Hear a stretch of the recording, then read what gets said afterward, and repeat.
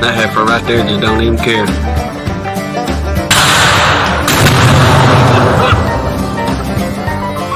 Take yourself down.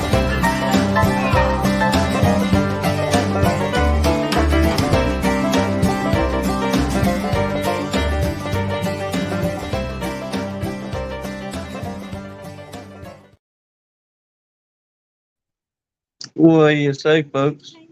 Welcome to Gunline. How's everybody this evening? Let me start my button pushing early. There we We've go. already had this conversation. We did. I was instructive. Y'all know the routine. I'm too tired for technical crisis. But hopefully, where's my words? Michael Tangway and Lee and DC. There's Tar Heel. Hey, everybody. Not many people here yet this evening. They rolling in. We got They are. 13 coming in. So, I know everybody just about like the rest of us. Y'all burning up yet? Oh, yes, sir. Hey. Got it. Yes, sir. Yeah. Oh, yeah. Mr. Mike. Yeah. I'm Mike Conley. Yeah, that feeling. I own bees and I'm broke. Yeah, ain't that the truth? Yeah. Good. Great. There's Mr. Dan Weaver. I reckon if we'd have known all the truths in beekeeping, we'd have probably saved a little bit more money and got a little bit more equipment ahead of time. Yeah. Instead of just going, well, we'll get these 2 little nukes here and, we'll get a little honey off of it. And then before you know it, you got a yard full of bees. But, I'm trying to talk. Say hey to everybody. Mr. Dan Weaver, yeah, Ziggy, Pastor Larry, good to see you in here, brother. Good. Well, hopefully Brother Sammy will come in too. We'll have 2 preachers in here.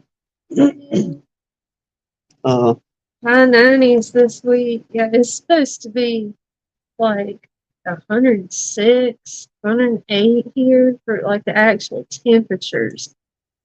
I'm too scared to look at what the heat index is going to be. Oh, it's going to be some kind of warm. Yeah, and we're going to be outside this week. On a roof. Yep. It's going to be fun. 2 bees, brats. Appreciate y'all. Yeah. Oh, Michael talking about 60s in the nights in the 50s this weekend. Yeah, Dan talking 50s. Come on, y'all. Y'all wouldn't rub it in. We got some months left before we get to temperatures like that. There's Miss Lisa. We did have a little tease a couple mornings ago. We had something come through here. And y'all, even with it in the 90s, it knocked the humidity down real low. And it felt so good. Like fall moving in for a couple days. But then it said, nope. The heat's back. It's time to go. Is that Jan? Appreciate you, Jan. Mm-hmm. South Carolina.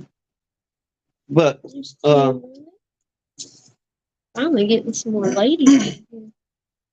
that'll make you happy, won't it? Very happy. Are you reading fan mail? Well, kinda. I guess kind of go through. We didn't get into bees any this week. It's didn't work out. It did. But plan on doing that tomorrow. We're going to take a day for ourselves, and that's what today is going to be. Tomorrow is to piddle around and see how everybody's doing, kind of get an idea.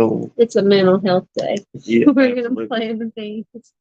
Turning the phones off, don't call, or we're not going to answer. Out of commission. Yep. And so, Lord willing, all that'll go well and fine. Holy. turn it around on them.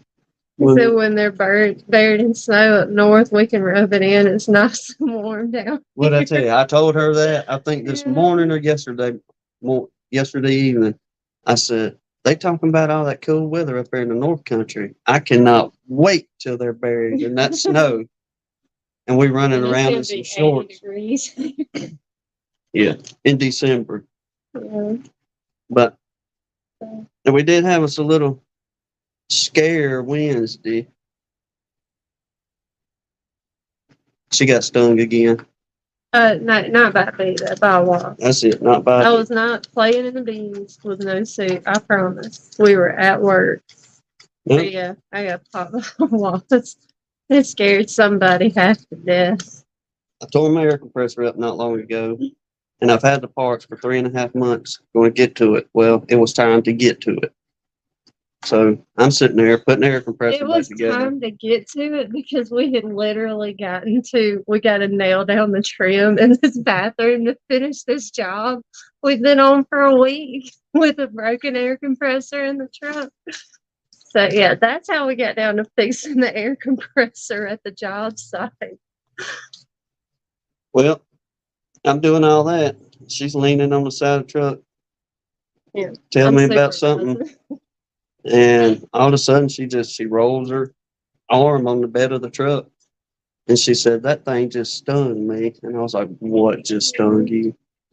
She's like, "Well, I think it was a wasp this time." So, But it flew back around and it really was a wasp for sure. so out of safety sake, went inside, called the 911 number, got them. They finally drugged themselves down here after 20 minutes. Hit her with a round of epi, No, but I thankfully, didn't react. no reaction.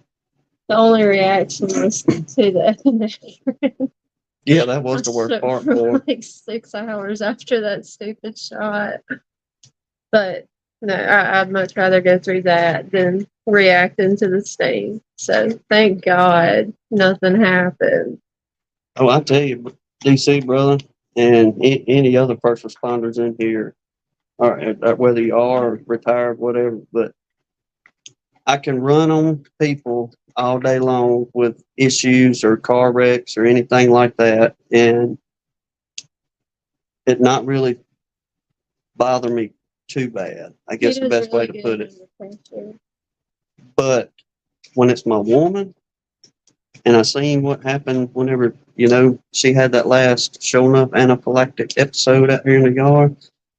And you talk about scare man. I think he was panicking a lot worse than I am. I would. I lost my whole train of thought and training and everything. I mean, I wasn't running around freaking out, but it was, I was panicking in myself. Like, I got to get her somewhere and get her somewhere now. But thank the Lord, no issue out of that. Lee Mm-mm. put her to work after the epi. He gets the job finished fast. No, he wouldn't. He called everything off for the day. So We did. went home, stuck me in a chair, and I was grounded Yep. for We're the going whole home. afternoon.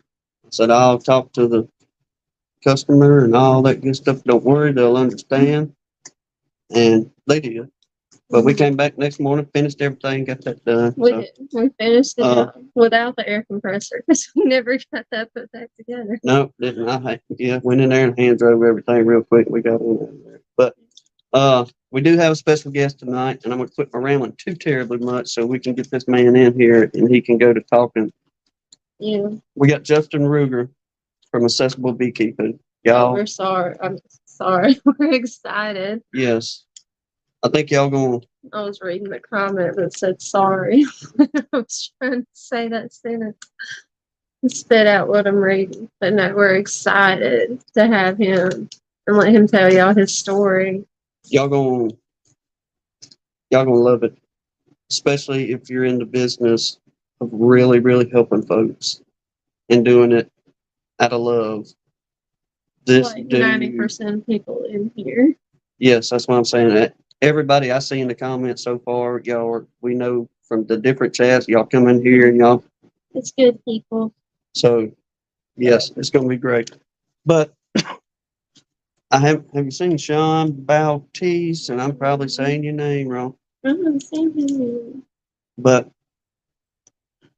buddy, we got your honey in Monday, and one of the 2 jars made it. The basswood didn't make it. The mail carrier That's a said, whole other story in itself. "Yeah, you talk about fired up woman. She was fired up on talking to the postmaster about that mess, and it was." They could hear me pretty clearly on the phone. I was mad. Well, I mean, she shoved the box in so hard, she shattered the jar of honey and she broke the mailbox. Oh, yeah. Literally, she beat that box in that mailbox and it aggravated me. So, But yeah. we appreciate you, bud. Let's see if I can get these on here. He sent us some stickers. Oh, Sean. He even sent us, like, in the letter descriptions, like, describing the stickers. Oh, yeah, the city and, let's see. The city of Lansing, downtown skyline. Mm-hmm. That's what that It's a little really color right there awesome is. sticker. Then You can hold that up there. Oh, I'm sorry. People will have to pause it to see it. I can't see. There you go. There you go. Perfect. Get my finger Right out of it. there. So that's the skyline of Lansing, Mhm. Michigan. They wrote us a handwritten letter, which we thought was awesome. Mhm. Pretty cool. Thank y'all for the That's handwritten cool letter. history they sent too. It's really interesting. Now this one here, this next handwritten letter we got. I hadn't seen him in here yet. No, I wish he'd pop on in here. That way everybody can get him at one run. But Yeah. I'm not going to tell y'all who it is until the end. But we received some honey for the taste testing that we're going to be doing September. Something 10, no, whatever that Sunday is. Yeah. Around that time. But Right now. he sent his mail in from Texas out there, RTX Texas out there. Well, he wrote a handwritten letter as well. Okay. He's here. The man of the hour is here. There he is. We'll let the cat out of the bag. Is old Philip right here. What happened? He just caught a very unexpected swarm. I get Tim to show it, but that will require buttons. And that is a dangerous thing. Y'all don't want me doing that. No. But well, let's not divert from where we were, Philip. All right. So Yeah, perfect timing, Philip. the man sends us some honey from out there in Texas that he got. All right. I'm not going to read all the letter because I want to save this part for the night of the actual taste testing. But I'm going to read you the first couple sentences. Tim and Hannah, this Philip RTX Bees now. Here's my submission. The lip balm, and I quote, is a bribe. Okay, I had the lip. Where'd that stuff go? I had it right here somewhere a second ago. Okay. The man sent a bribery. But it's a really awesome bribe. I was impressed with it. For the honey taste testing. He says his honey is popular, and that's where I'm going to leave it with that until the actual taste testing. But you're a pretty funny guy, Philip. We really enjoyed that too, brother. Thank you much. We get laughed out of it. Sure did. Bribes are welcome, but it does not guarantee you a win. Definitely not encouraged. And yeah, Philip, you do have a point. Don't get Tim to push buttons at all. Oh, you got a message. Things are getting serious now. I hear you, buddy. You just threw him under the bus on a live stream. Oh, mercy. That's pretty good. Yeah.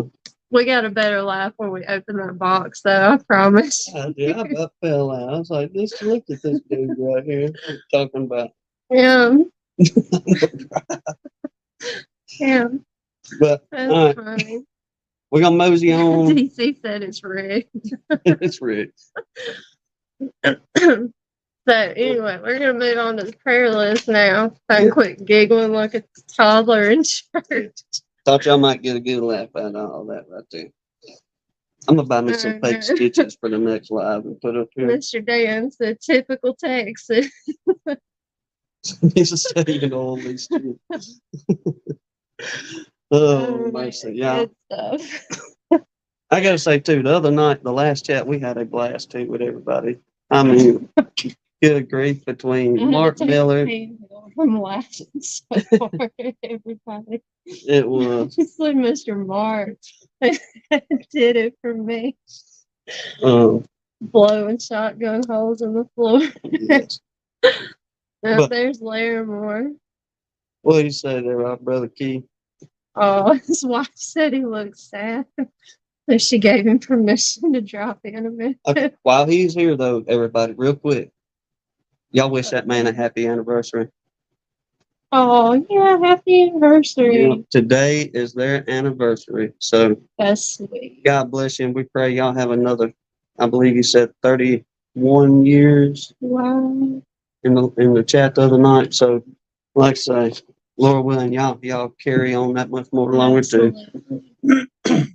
But And two, give us an update on how you're doing yes, sir. while you're in here, because you're at the top of the prayer list. Yes, sir. You're the first one we read off. So him and Mark Miller, of course, is still on here. And Lee, which I'm assuming, I'm hoping he's feeling better if he's working on boxes again. Mhm. I kind of took that as a good sign. Maybe he's at least having a better day today, if he's not overall doing better. And then Hillbilly Earl still on here, everything he's got going on.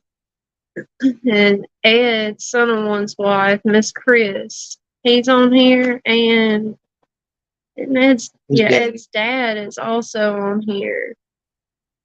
You have to keep an eye on the chat.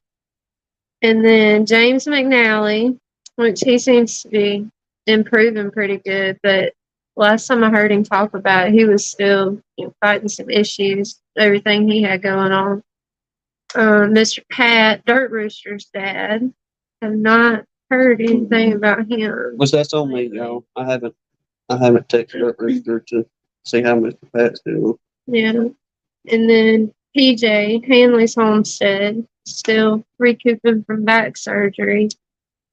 But he said he was improving good last time we talked to him in a chat. And then, let's see, he said take them on. Brian, Flower Street Farms, and his family. And Spanky, still on here, fighting migraines. Sawmill Charlie, still fighting his back issues. Deb at the Sun Bunny, she's still on here. Rodney Middleton's mama. And then Bob's friend, Jason Cooper. He put him on here last time for stomach cancer.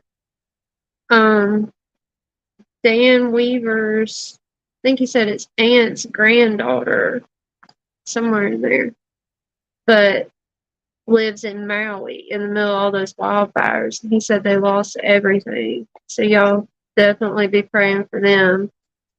And then Bob and his family with everything his mom's going through.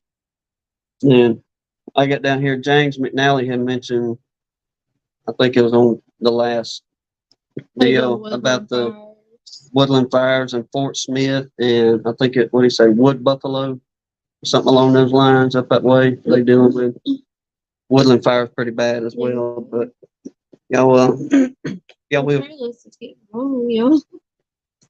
It is, but hey, we're seeing the work being done as well. So Mr. Mark and Lee and Keith and a lot of people. TJ seemed to be doing better with his back surgery. Mm-hmm. So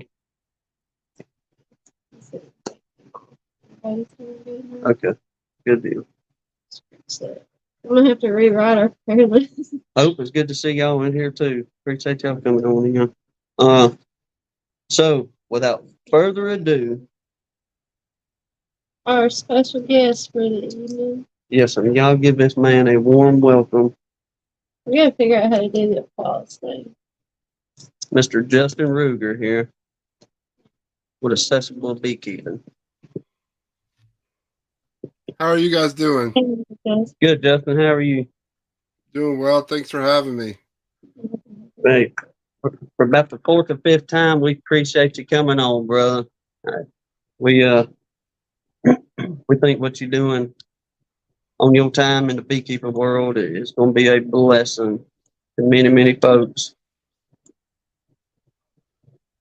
You're welcome. One thing I wanted to say was Dirt Rooster's dad. He's in rehab right now, and they're doing 3 hours of rehab a day, and he's struggling still. Well, He's sure having a time right now, so appreciate you giving us that update there, Justin. No problem. I just saw him in St. Louis. Well, Oh, wow, you just saw him in St. Louis. Oh, that's right. You went out there to do the what's it called? Hivarama. Ivarama conference. Yeah. Uh, I guess kind of on my end, that's how we found out about you, brother. We was watching we was actually sitting in doctor's office, and Dirt Rooster come on one morning and sitting there listening to him, and he had mentioned your name and what you're doing in the beekeeping world. And me and Hannah got to talking on the way home. I said, look, I said, if we can get in touch with this guy, I said, and if he's willing to come on here, I believe that this is going to be a good talk for folks. And we reached out to you, and without hesitation, brother, you jumped on board, and like I said, you come out here and you're willing enough to come on tonight and tell us about yourself and what you got going on, and do a little bit of Q&A closer to the end whenever we open up the live chat for anybody that wants to come in. So, y'all, Justin is just, this dude gave me information overload. I'll show y'all my book. Y'all pretty well know how my scribbling and writing and all that stuff is now, but I just had some simple, basic questions for him whenever we talked on the phone the other day. And the more Justin got to talking, I couldn't write down and keep up with half the man was telling me. I was trying to make little notes of like, oh, this is great. This is going to be good. And boom, boom, boom. And I got stuff all over my little paper. He was on the phone with you, and I kept walking by doing stuff, and I think I was doing laundry or something in here.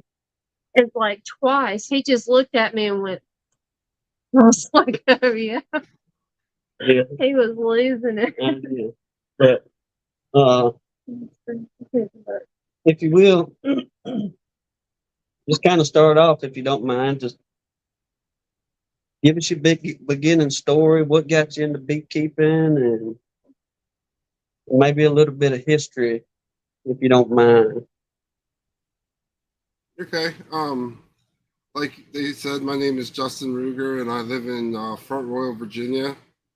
And I started beekeeping as a way to heal from my stroke. So in 2015, I had a car accident that gave me a traumatic brain injury and seizures. And then from that car accident in 2015, I had a stroke in 2020. And my mother and family had supported the flow hives on Indiegogo. And one of the things that she did was she set up the apiary, but because of my stroke and my weakness in my lower extremities, I wasn't able to make it out to the apiary.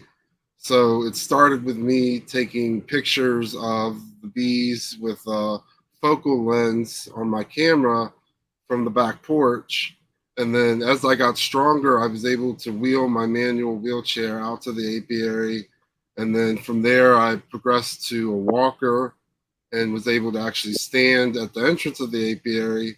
And that was one of my best memories of beekeeping, is the first time I got to stand close enough to it to actually hear the sounds and the smells and the, I guess you'd call it beautiful chaos, because they know what they're doing, but to us, it looks like they're doing nothing. They're just flying around chaotically. So my aunt, she actually, my late aunt, she passed during COVID. She said that she wanted me to write a book that taught her grandchild how honey, what bees do and about the roles of the queen, drone, and worker bee and the jobs within the hive. So I used the illustrating the book as part of my rehabilitation for my stroke because I had extreme weakness in my right side. Mhm. So I used the illustrating and drawing of the book, and I tried to do it on paper, but as I was trying to drag my arm across, I would rip the paper. So we upgraded to an iPad with the Apple Pencil, and then I could slide my arm across that, and it would only pick up where the Apple Pencil was touching the screen.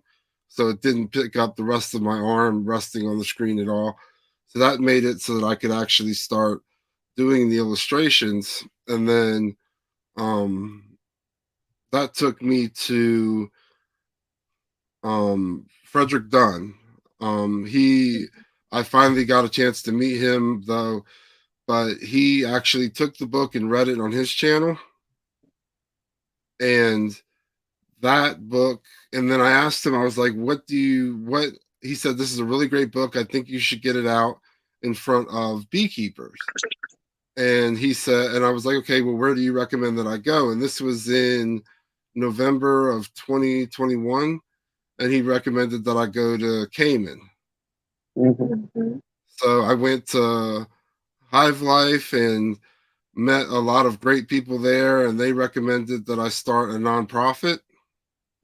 And at first, I wanted to do a nonprofit that was solely focused on getting honeybee colonies into education, like schools, homeschools, private schools, 4-H clubs, stuff like that. But as I was doing research, there was a lot of red tape behind Mhm. getting, because of allergies and things like that. Mhm. So I moved into thinking about, well, what can I do to give back to the community that has given me so much at Hive Life? And I was like, trying to find ways around beekeeping with my disabilities would be a great way to get into helping others. And that this meaning of fellowship that you put up resonates with me a lot because that was exactly what I wanted to do was create a fellowship with the beekeeping community that had helped me, kind of come out of I guess a depression funk after Mhm. my stroke and everything. I was kind of down, and finding the beekeeping community and writing the book and everything, it kind of uplifted me and showed me that in light of everything that's gone on, I can still mean something and do something Mhm. to help out other people. Mhm. So in March of 2022 is when I founded Accessible Beekeeping. And that's kind of how accessible beekeeping came to be. And Accessible Beekeeping is the name of your YouTube channel, right? Accessible beekeeping and more. And more. All right. So, y'all, if you get a chance, go sub to the man's Yeah, channel. seriously, go check him out. And It's incredible. I'll try to, whenever we get done with the live, anybody that watches this afterwards, I will get in the description and put the link To your page. to his, yes. But anybody watching us live, if you got a second, jump over there, hit that subscribe button. You're not going to be disappointed in the work that the man does. I promise you that. Now, if you will, you was giving me some history about 1919, and I just left me a question mark with some dude named Francois Vierre. I told you you didn't have to say the name. I was just telling him, don't even try. I told him I'm gonna butcher Um, that name. Yeah. So Yeah. before I started my accessible beekeeping nonprofit, I started to look into what was actually available for the disabled community when it came to beekeeping. And I came across some history, and one of them is Francois Hubert.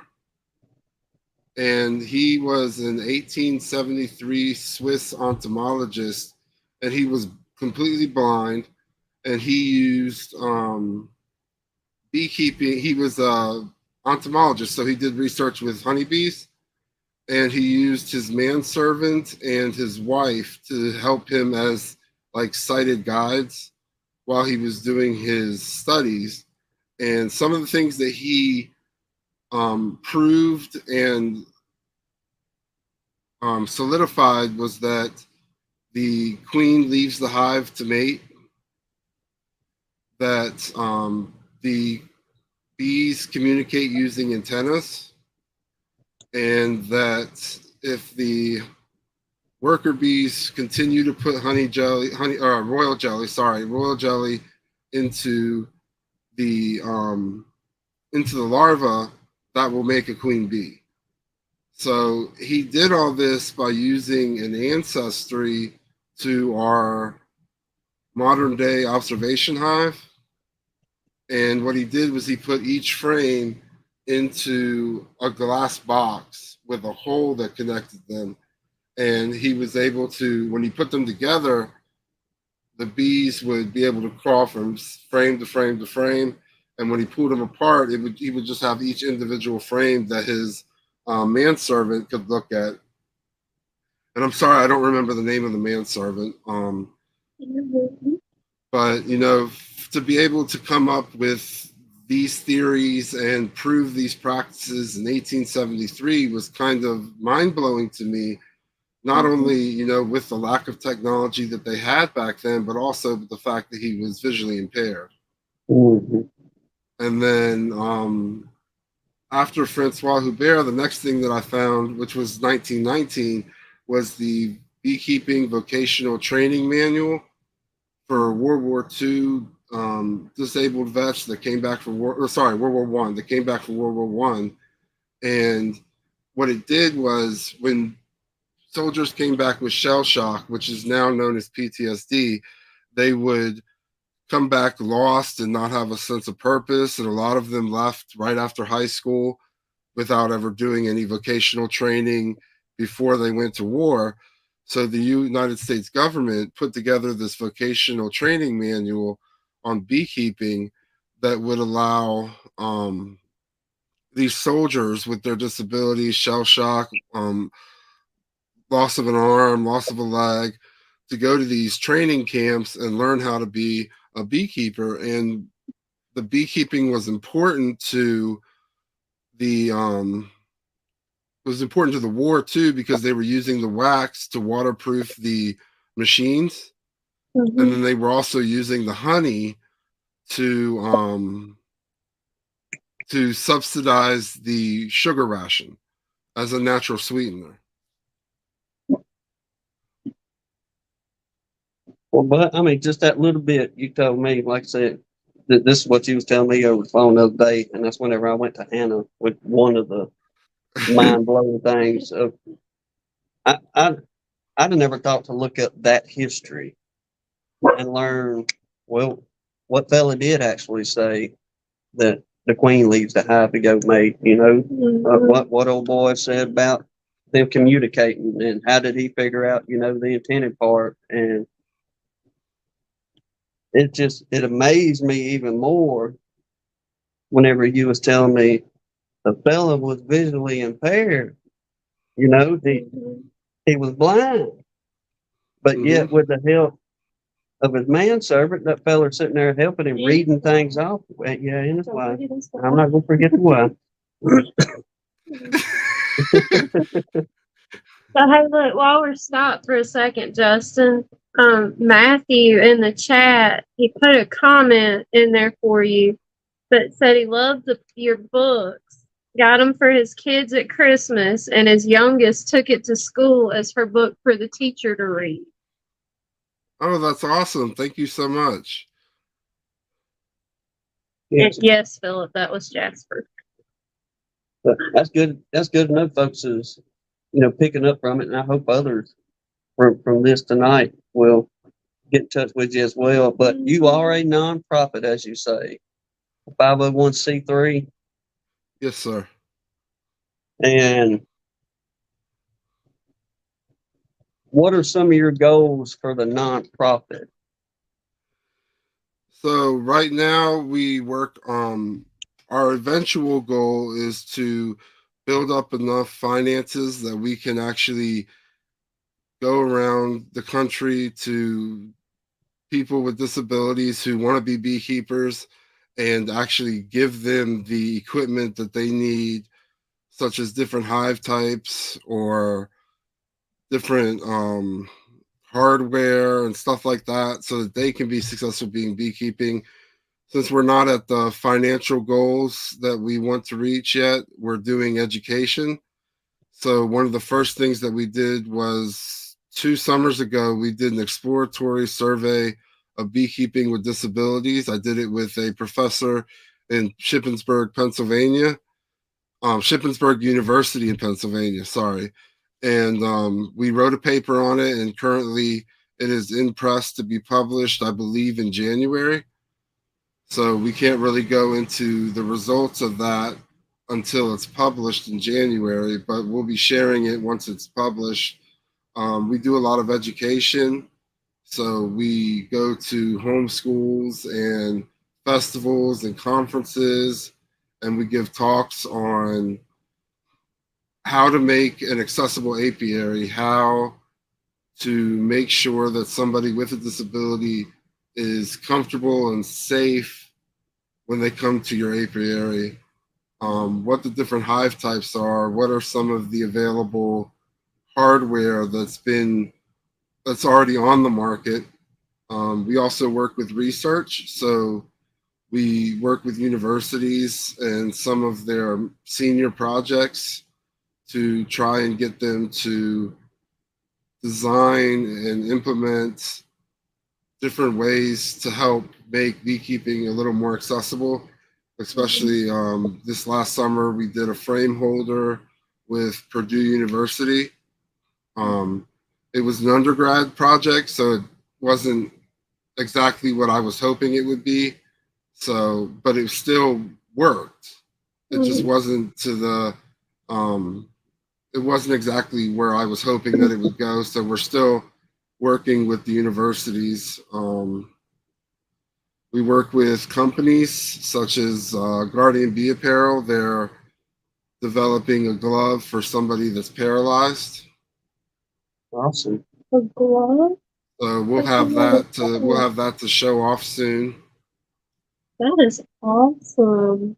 Yes, we have been well pleased with our Guardian Bee apparel, and that's everything to do with the people in that chat. Well, or in the chat that helped us on that. I'll give you a call one day. I think I may even told you the other week on that story, but tonight's about you. Yeah. Keep the focus on that. Yes.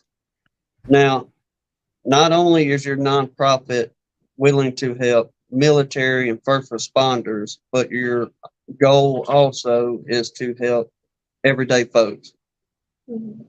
Yeah. So when I was researching the available resources for somebody that was disabled, I came across a lot of nonprofits that are fantastic all over the United States. But one of the limitations and that they had was that you had to be, or not really limitations, sorry, but requirements that they had was that you had to be military or first responders to be able to work with their program. And I wanted to make something that could help the general public and the veterans and first responders. So you don't exclude anybody, you just include everybody, basically. Anybody that wants to get into beekeeping. Yeah, I try to include everybody, and it's kind of rough to say this, but I think that the reason that some people focused on veteran and first responders is the funding aspect, because I have a grant that I'm working on now that will take me through the SARE, or the southern region of the southern east region of the United States, and do my training on accessible hardware and different hive types. But it's harder to get funding if you're trying to do a general public than it is to get if you are doing there's a lot of funding opportunities out there for veterans and first responders, not as much for the general public. So I'm trying to work on breaking that barrier and helping everybody that I can. Yeah. Have you this? Okay, Justin, you putting yourself out there too. So I'm gonna do the same that not many people know about myself. And I was talking to you about this the other week. So I I have cystic fibrosis, and it can be challenging at times for me dealing with the heat. The heat and the humidity is what really takes it out of me. It just feels like, I tell Hannah all the time, I said, it just feels like somebody's squeezing my lungs and I can't breathe. That's the best way I can explain it. But where I'm going with that is this program helped us out a great deal. And I don't know if they deal with any funding or grants or anything like that, but it would be awesome if they did, if somebody check into. But Goodwill Easter seals, man, us CF patients, we got to go to camps and we got to, experience things that we'd have never really been able to go and do, because oftentimes it's like most everybody else. Mom and daddy ain't got a whole bunch of money to spend to go somewhere and do something. We can do around here at the house a little bit, but as far as actually taking trips and vacations and things like that, I mean, yeah, we was honestly poor people. It was just daddy's check coming in every month whenever he was in Korea.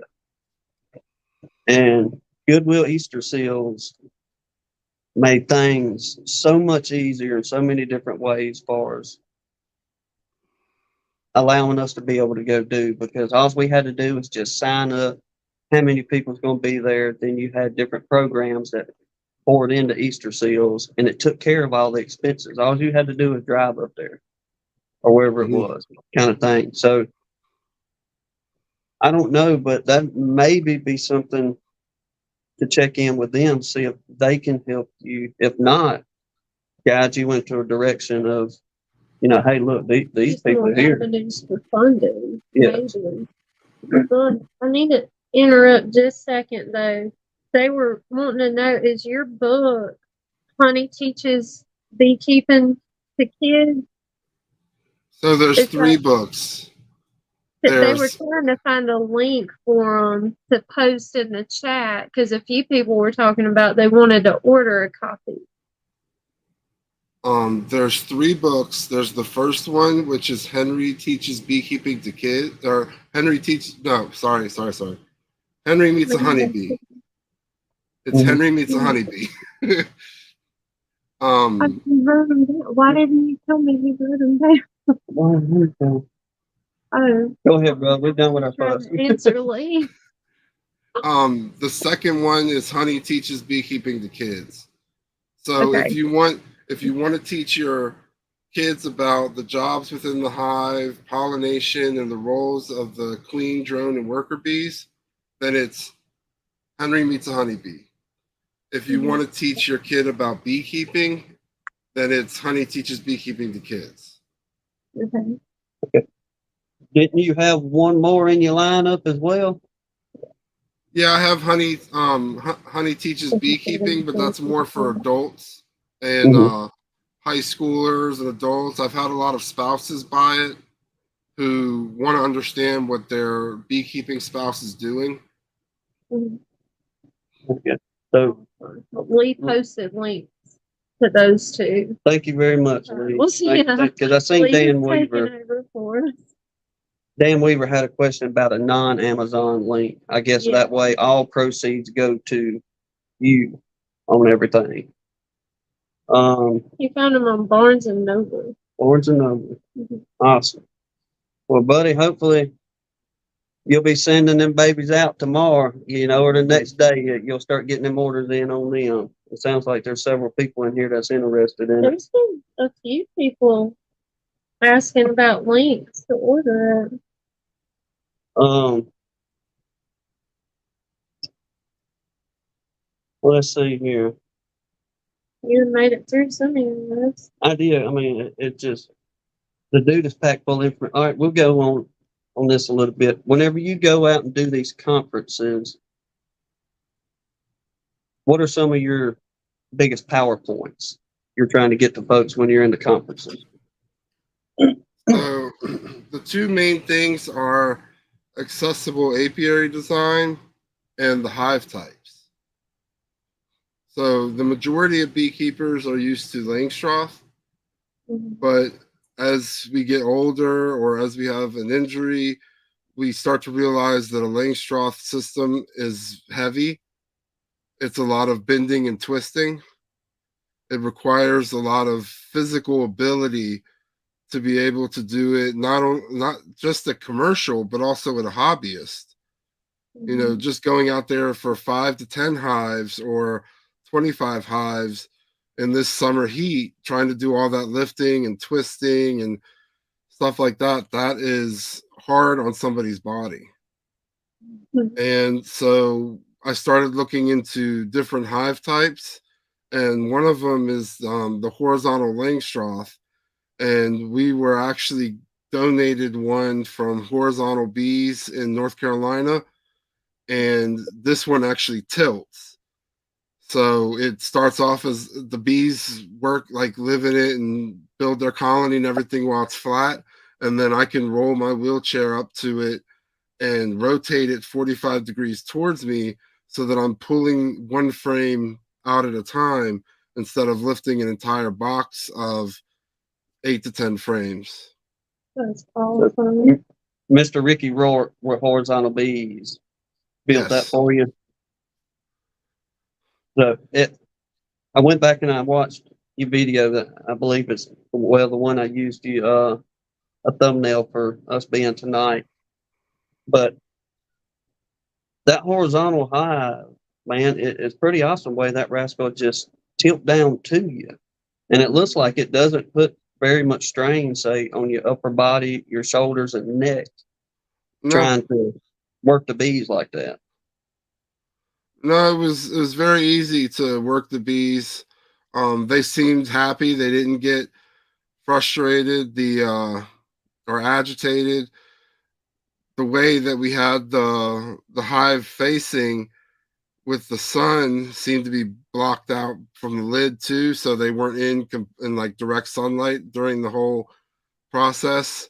Um, I had my wheelchair at my campsite in Front Royal, and I had to take just a lawn chair with me, and I was able to pull the lawn chair up there, and it took me about 45 minutes to an hour to go through the entire inspection, but I didn't have any exhaustion or pain afterwards, so it worked out perfectly for what Ricky designed it to be.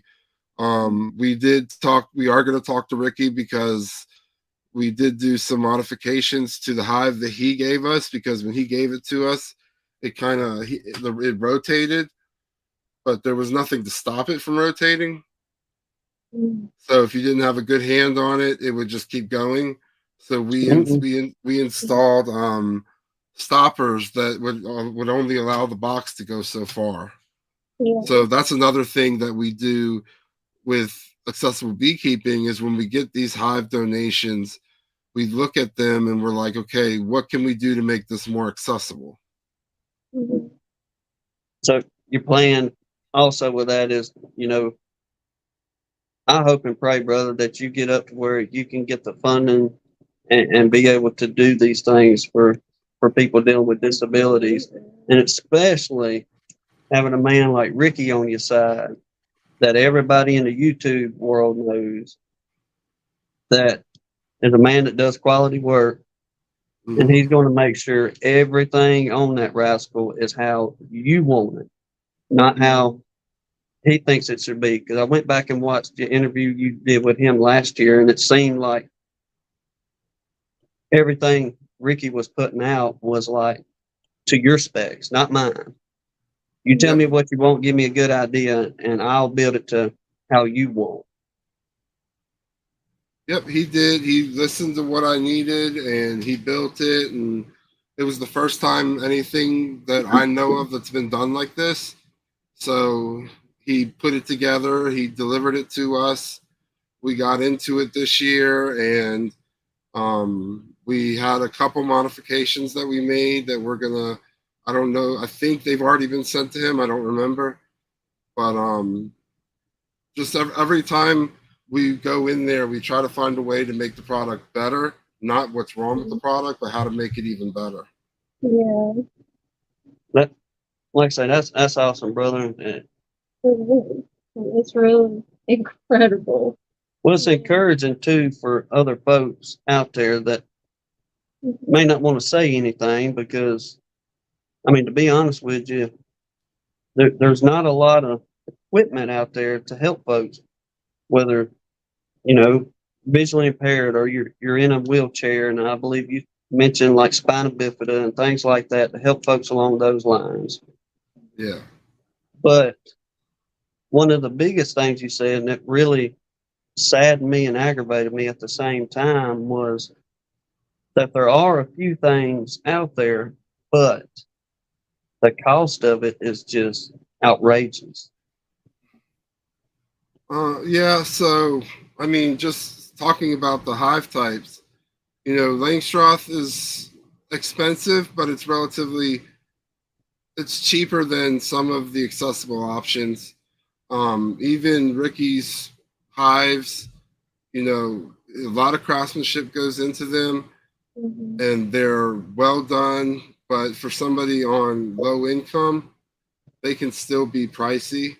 The Layens hives or Top Bar hives or Slovenian AZ hives, they start off at $700 or $800 Mm. for a hive system, and they don't grow like the Langstroth system does.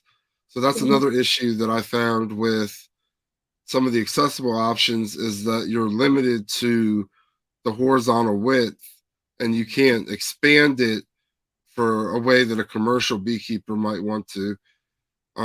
So I'm always thinking about different ways to incorporate all these designs into one so that we can make it. I haven't designed anything myself, but hopefully in the future something will come out of all this research. It's Well, got to, man. As much as you have accomplished already, and you're like just on the tip of the iceberg with what you could do for people. oh, absolutely. And I will say, well, I'll promise you this, that whenever I finish this job up that I got this week, I will be, I'll be the first man to donate $100 to your program. And you got my word on that. As soon as I get my paycheck from my work that I finish, I'll contact you and I will get you $100 bill to put in your 501c3 program, and you spend it however you need fit on your end. I hope and pray, like I say, others can help you and follow suit. This ain't I'm not coming on here begging anybody for, to pitch in money, No, but but you got a really awesome thing going, just trying to help people because you know what it's like to see something you want to do and a physical limitation stops you from it for a time. But like it just amazes me what you've overcome to can, keep bees. Dan Weaver is asking, can you give us a link to your 501c3? It's www.accessiblebeekeeping.org. .org. Okay. Let me see. And I do want you to know that any donations that do come are tax deductible, and I will give you a receipt for them.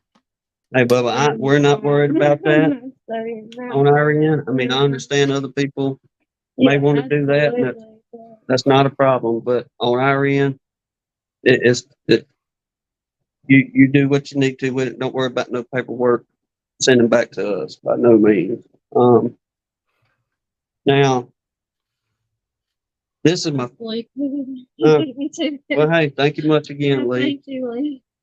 Now we're kind of leading up to the what old Jay say, the crescendo.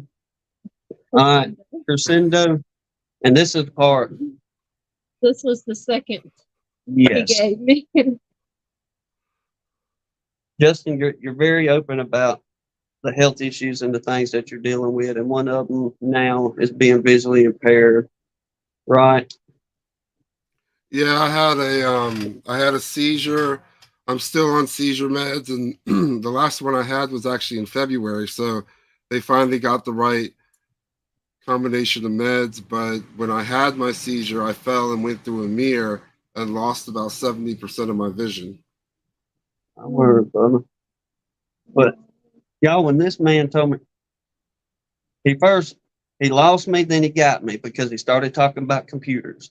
Y'all know how I am with the computer world. He said, "Tell him what your computer stuff with is, because I'll never get it right." But I know there's people out here like Lee that will go, "This dude's got it going on." I thought there's people that speak your language, and Tim's not one of them. All right. Well, one of the things that um, during my podcast, I interviewed a woman in California who was completely blind, and she kept bees. She lost her eyesight after faulty eye drops, and I was always trying to come up with a way to help her do her inspections even more independently. But I never, I guess selfishly, I was motivated by my own eyesight loss to actually come up to push forward in that thought process, because she had a plan that worked, and I was trying to do more things with the nonprofit.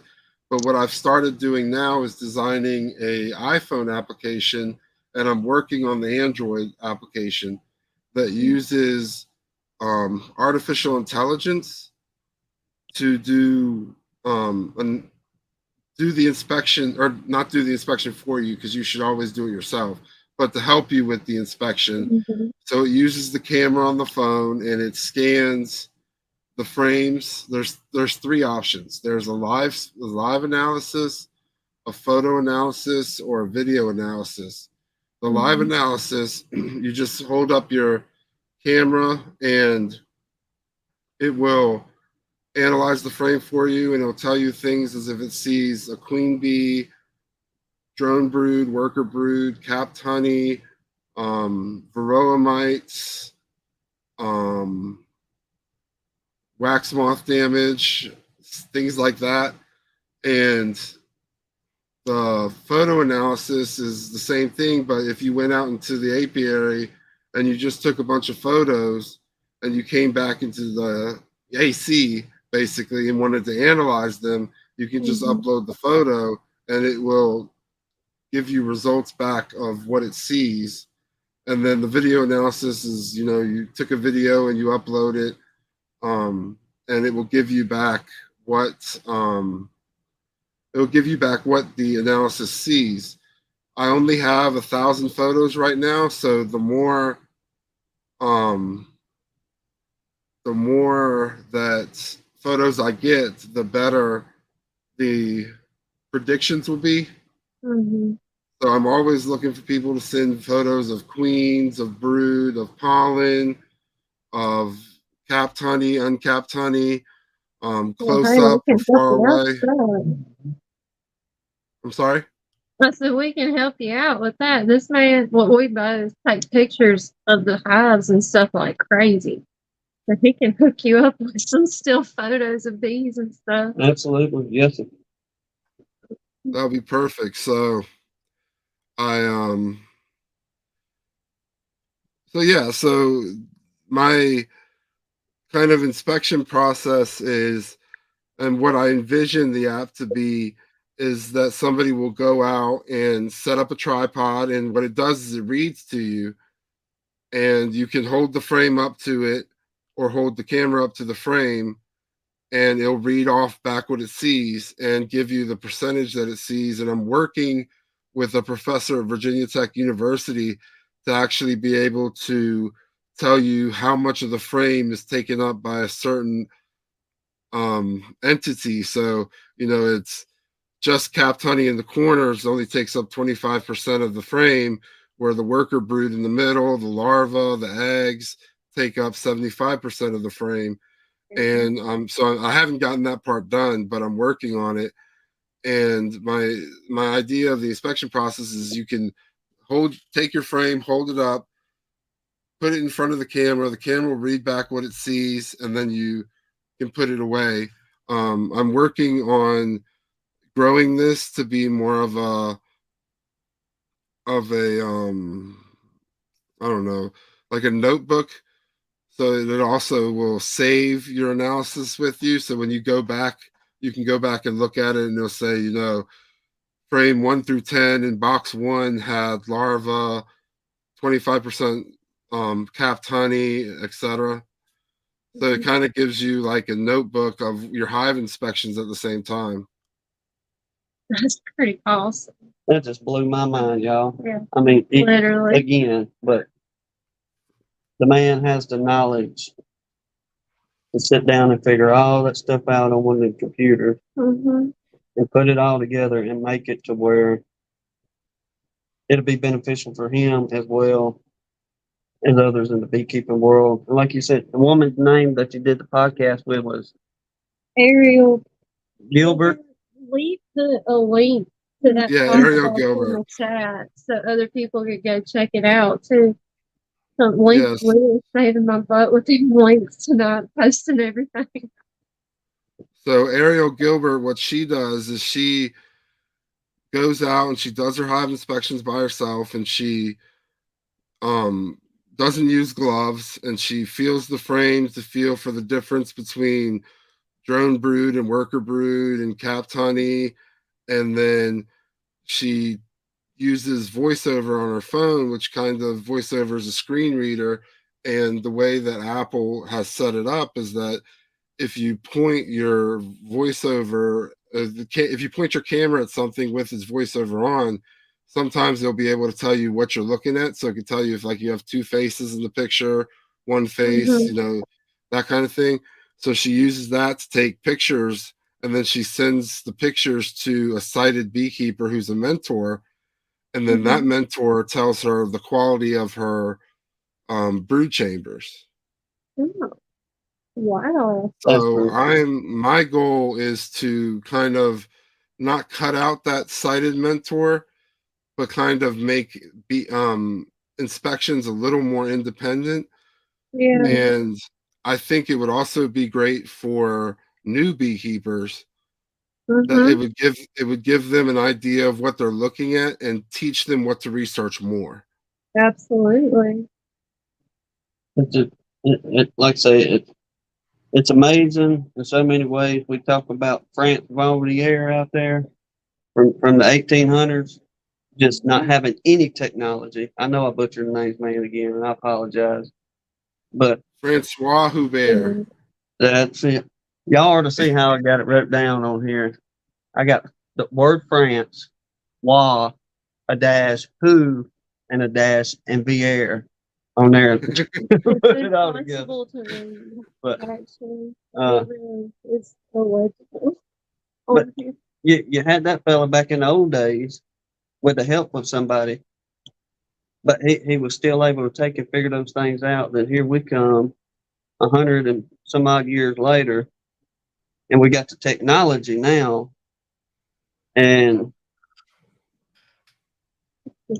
you know how to put all that together. Well, In the before my car accident, I was actually a PhD student at Catholic University studying nuclear physics, and I got my my master's in applied physics and my undergrad in computer engineering and computer science. Wow. So I was my first month into my PhD program when I had my car accident, and it's taken me, what, almost 10 years to relearn the programming and stuff, but it's finally starting to come back and I'm able to put it towards a good use for the beekeeping community. There you go.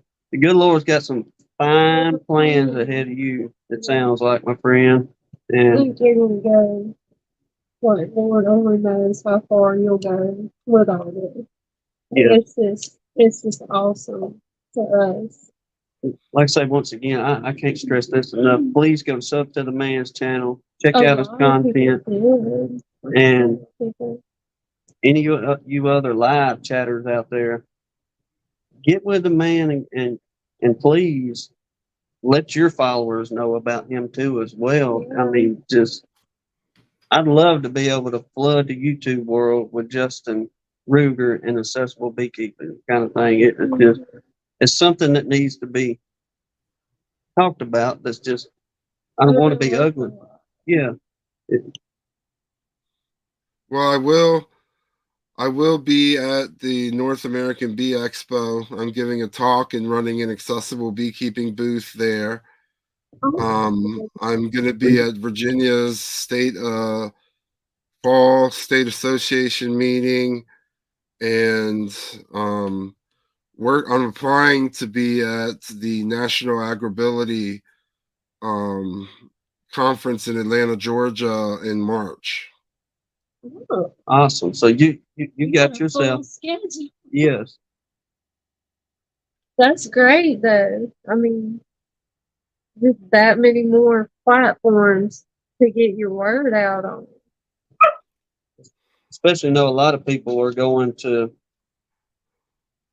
the North American Cayman's new Bee, Bee The Expo, yeah. expo. Bee Expo. So I imagine a lot of people in the chat here,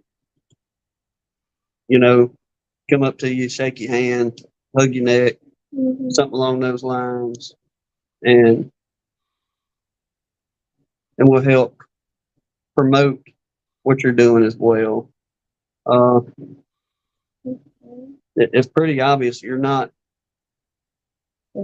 doing things to shine a light on yourself so much. It's more to help another individual or individuals. And I mean, you're trying to open avenues to people that just didn't exist before. Well, one of the things that I've noticed personally in research, some of the research that's been done, like beekeeping for autism and beekeeping as a therapy for individuals with mental disability, is, and well, side note, all of these, the 1919 manual, the information about Francois Hubert, and all these studies that I'm kind of talking about, you can all find them on the forum on my website page. So you can actually read the manual yourself if you're interested in it. But one of the general consensus from my personal self and from these studies that have been done is that it really increases your quality of life and well-being of a beekeeper. And bees are amazing because they're patient. I mean, they can take care of themselves. If you are having a bad week or a couple bad weeks and you can't get out there, it may be a little more work for you once you finally get out there, but you're not going to not most times you won't lose your entire investment. Yeah. So, and then also when you get out there, you lose, it's like everything else disappears and you're just focusing on the honeybees and what you're doing, and it clears your mind from the day to day, crap that you have to go through. Yeah. look, I get that. I tell people too, like, part of the therapy for me, like just the mental therapy of, that's why I call it playing in the bees. Cause like that's what it is. Like that's our downtime kind of thing. But the bees will kind of in their own way, they'll make you forget everything else. Cause you're focused on them and what you're doing and what they're doing. So like it makes me slow down mentally and physically. Just slow down, and everything else just kind of starts fading away. Or like Lee just said, the hum of the bees is calming in itself. But like I think that's my favorite part about getting in the bees is it makes everything slow down for me anyway. Yeah, speaking Everybody of kind of hum of the bees, there actually has been some study into the acoustics of a beehive, mm-hmm. and there is I think it's called the Bee Box Mini, and what they promote is that you can actually set this in your hive, and it can tell you the state of your hive, whether it's queenless, whether there's varroa mites, and what's going on with your hive just based off of the sound. Yeah. So I thought that was really cool too. I mean, it makes you feel better as a person, and it can tell you a lot of information before you even go inside. Mm-hmm. Yeah. There's all kind of benefits to honeybees, man. Oh, there it DC is. said the buzz quiets my tinnitus. Well, I guess a lot of this goes more toward what we call mom and pop or hobbyist, however you want to call it. But I reckon too, if you're in the commercial world, I'd hope that you do have them times when you're out there working your bees that you take in that moment of it's not a job right now. Yeah. I'm actually enjoying still what I'm doing out here in these bees and taking them moments of, like she's saying, slow down or listen to the colony and take in those wonderful moments that the good Lord put here for us. And some may think you kind of crazy for wanting to fool with a bunch of little stinging insects and why you want to get into all that. But That's when I challenge them. You need to try it. Before you tell me I'm crazy and it doesn't do anything for me, you just need to come try it.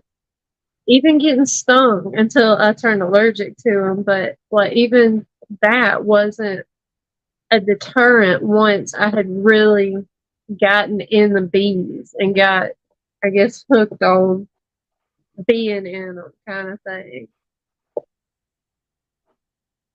People pay good money for that free Botox. hey, it'll do it to you too now. Especially get one of them little old girls that's just got a little more hotness to her. Buddy, you talk about fire you up. Like, Lord, girl, you had a double batch. You was waiting to release on somebody. Mm. But, well, Justin, if it's all right with you, we're going to open up the chat. Anybody wants to come in, holler at you. And most definitely, if there's Perfectly anybody fine with me. if y'all got questions in the chat, we'll put them up and do our best to get them answered for you.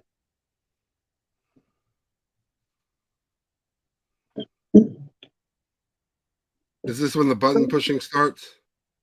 Well, I'm going to try to push them this time and see if maybe we won't in the live stream. Bingo. There we go. She got her pinned in there, so anybody y'all come knock on the door. And I agree with Dan Weaver. A cup of coffee with the bees will change your day. Yes. If you let it. If you give it a chance, it will. well, I mean, I still myself, I don't know why I can go to bed at 1 o'clock in the morning, but I'm going to wake up at 4:30 or 5, whether that alarm clock goes off or not. My brain and my mind wakes up and I cannot go to sleep. But y'all, it's still quite often, especially, she's sleeping in another minute or two because usually it ain't far. She's right behind me whenever I get up out of bed, but I still walk out there to the bees when that sun's first coming up. Mhm. And I got old water oak. I just sit there and lean up on that water oak for a little bit, listen to them bees, and time to time there'll be an old doe that comes through the backwoods back there. Almost every night there's one that comes through back there. But it's Just just to blow at you in the morning. enjoying those simple things and kind of going back to earlier when we was talking. What are they doing? We think we know what they're doing, but We ain't got a clue what they're doing. no, what are they really doing in that hive as far as the communication level and giving directions and Mm-hmm. all that? All right. Justin Lee at Kodiak Farms and Bees is asking, how many colonies do you have currently? So currently, I'm just working with an accessible experimental learning apiary. So I have Ricky's hive, the horizontal tilting hive. I have a Layens hive from Bearsville Bees in West Virginia, and I have a Langstroth hive. So currently, I have three. Next year, I plan on applying for the Virginia bee lottery, and they usually send out either Langstroth or top bars. So I'm going to apply for the top bar and hopefully be able to add top bar hives to that.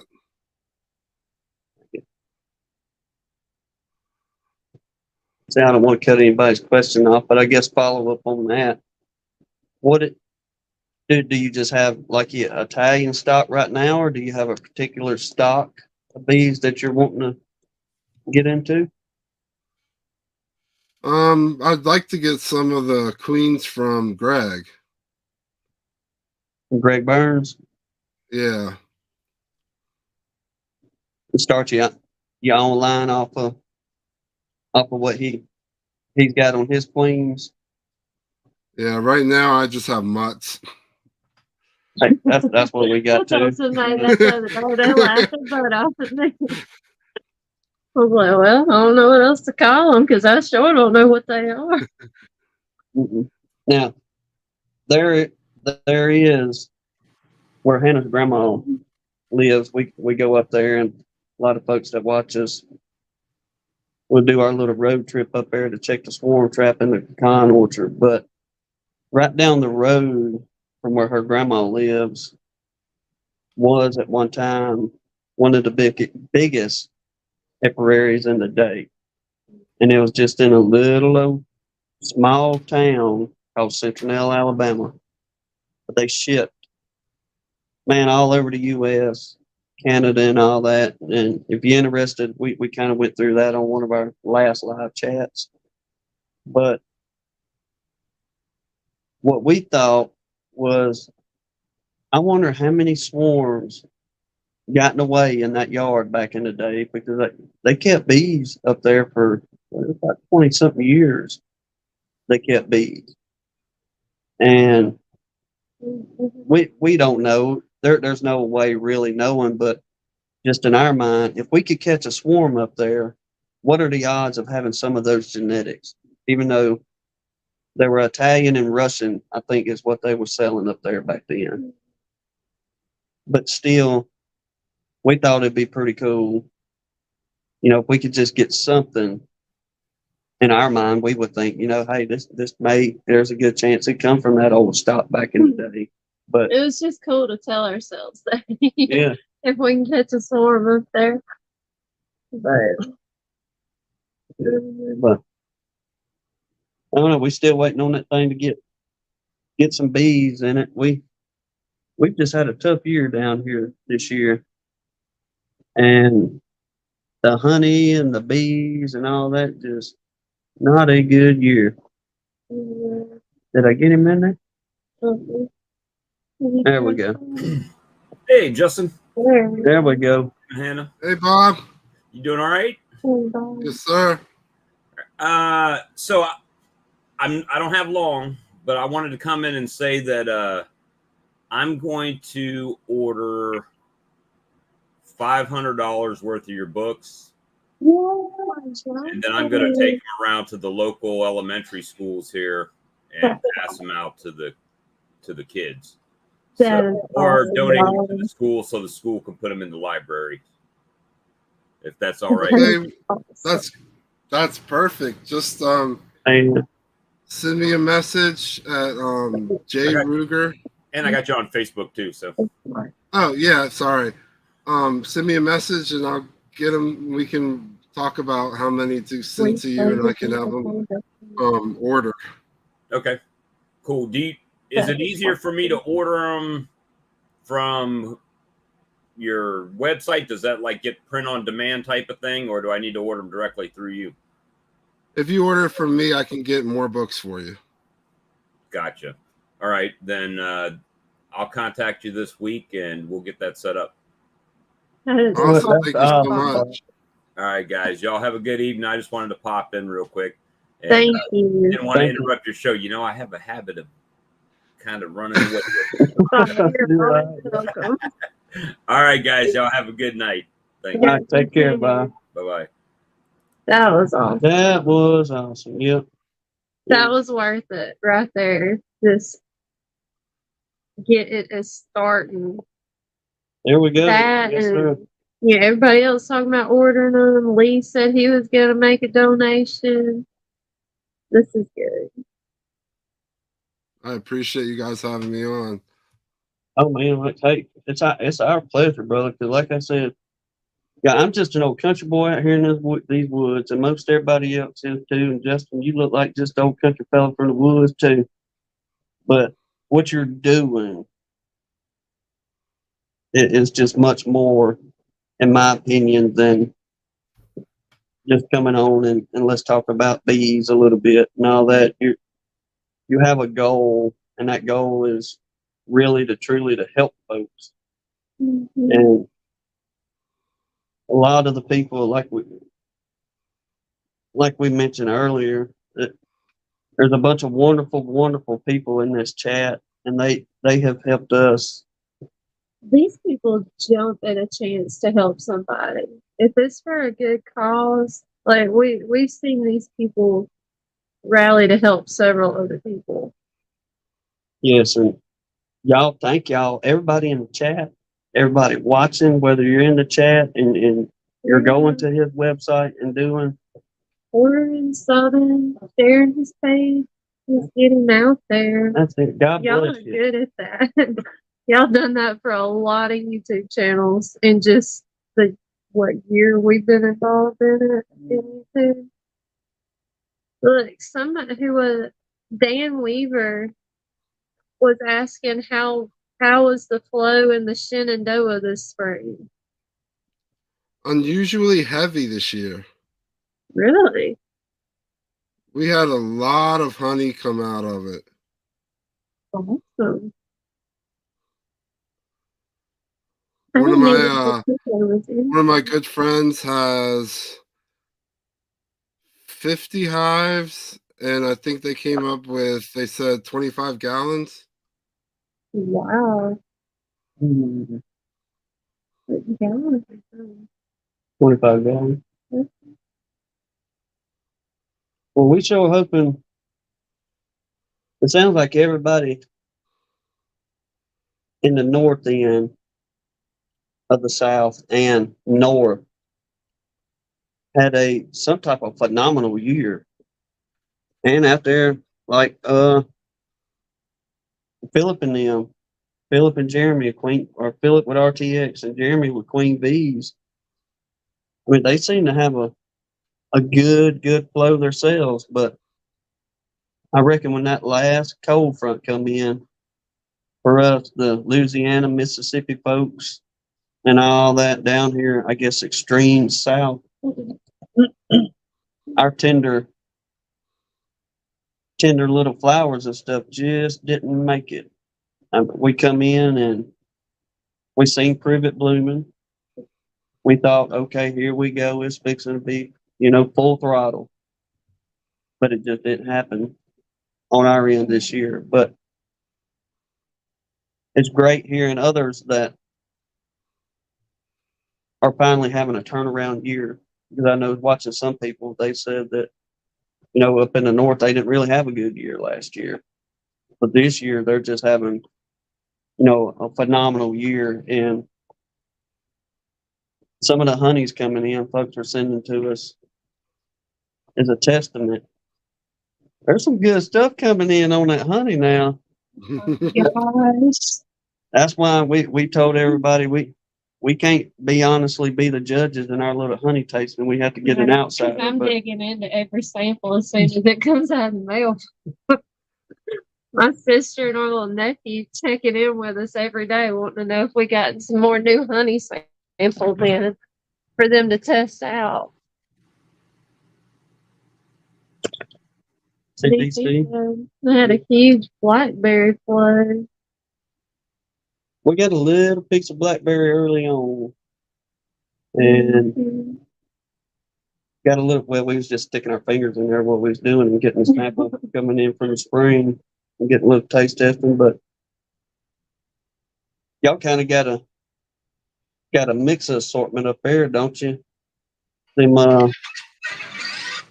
I'm not eating it all, Lee. them basswood do good up there. Ain't that one that got good heavy flows?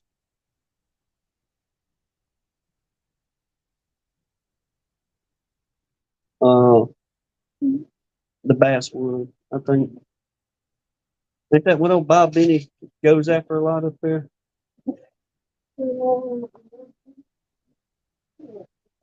Okay. I'm not sure. Yeah. I'm with you. I'm still learning I guess the floral and the flows of everything, but either way, I wasn't a big honey eater before we got into the bees. Sourwood. All right, but there we go. But now since we got into the bees, I've gotten into a little bit more eating the honey because Hannah makes a lot of homemade food, which I love. And a lot of times it's going to be honey and biscuits, or she just gets some honey and makes some honey butter, and we'll slap it on rolls and biscuits and cornbread and all that. But being able to try the different things has been a pretty fun experience too.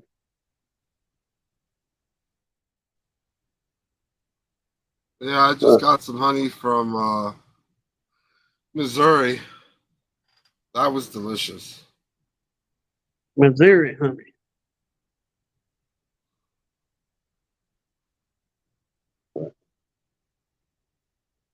Forgive me, brother. I'm trying to keep up with some of the chat a little bit here too.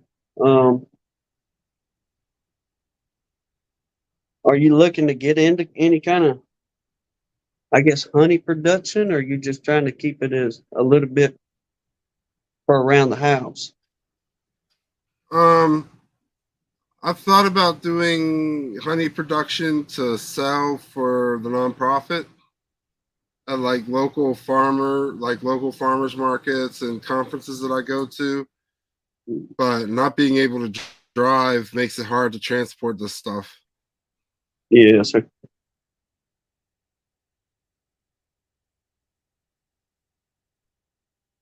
I'd try to figure out a way to have you thought, or do you put it on your website? Is that something maybe you thought about doing, kind of where you can ship it out to folks? Yeah, when I get to that point, this is the first year that we've gotten Ricky's hive, and so I'm not pulling any honey from him this year. Yeah, sir, I got you. I will say we had I guess we'll talk about them horizontal hives a little bit. We started out with the Langstraws, about like most everybody else, got on the Amazon and ordered the kit that you get, a deep and a medium and frames and all that stuff. And Yeah. once we finally got our first two little colonies established, there's a gentleman in our church, one of the church deacons, he departed the day after Christmas of this year, and loved the man to death. But when we first was, like I say, getting into the bees, I talked to Brother Joe, and I was looking at people, hearing people talk about horizontal hives, and just going through and are they easier to work? What's the pros and cons? And just trying to go through things in my head. Well, Brother Joe told me, he said, come up here to the house one day and bring me some blueprints of what you want to do, and we'll get in the shop and we'll build something. And I always enjoyed doing that with him anyway, because, man, He was a jokester. I mean, he could not hardly get a sentence out without making you laugh at something.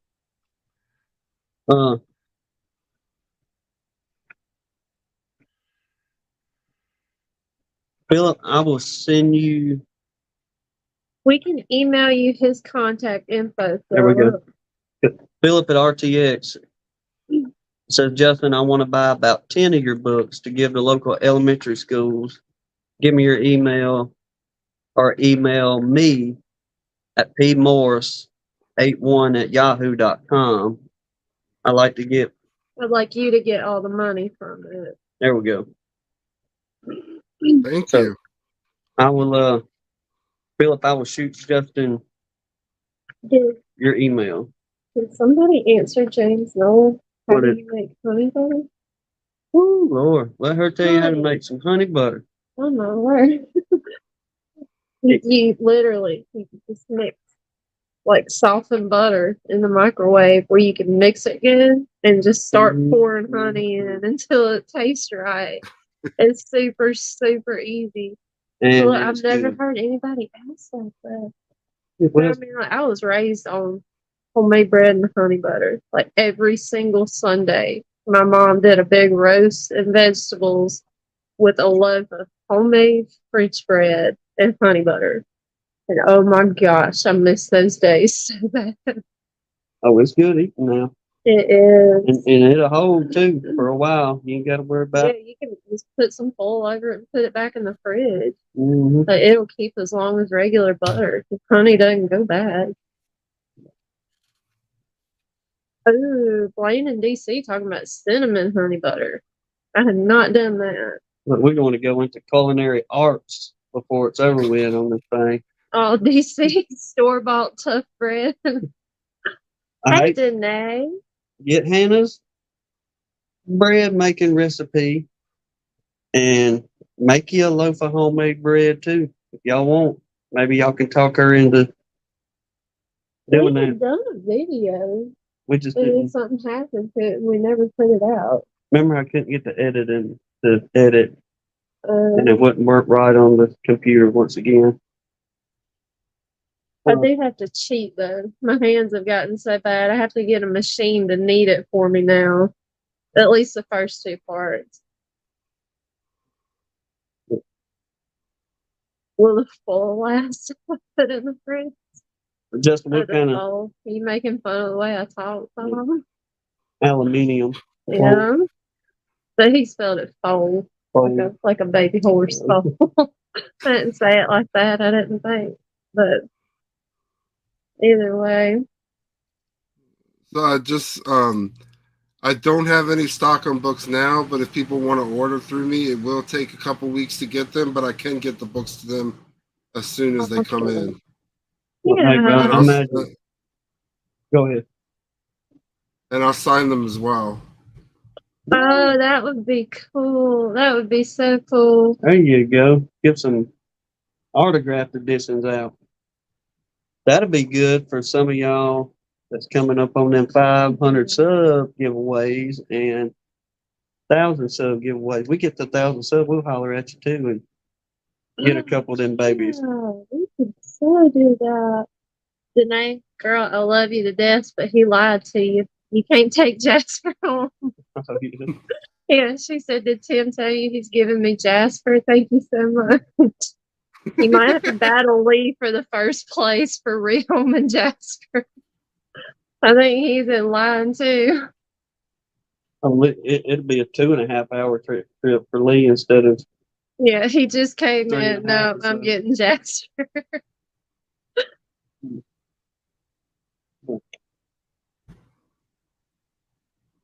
Yeah, it's going off the rails talking about food now. I Oh, well, know. I'm hey, starting to get hungry. Yeah, he's gonna have me in there baking bread tomorrow instead of playing in the bees. ain't that the truth? Some of that honey butter ready to roll. Mm. We could do a mix. We'll do a mix of everybody's honey in there at one run. Just make a combo. Yeah. Honey Yeah, butter and the bread. But we'll do something. that's rude. Yeah. That's rude. Mm. He's terrible. But Get back on the bee topic. yeah, the horizontal hives.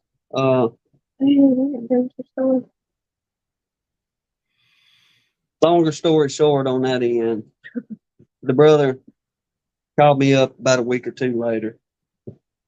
And he said, Timmy, he said, right on down here to the house.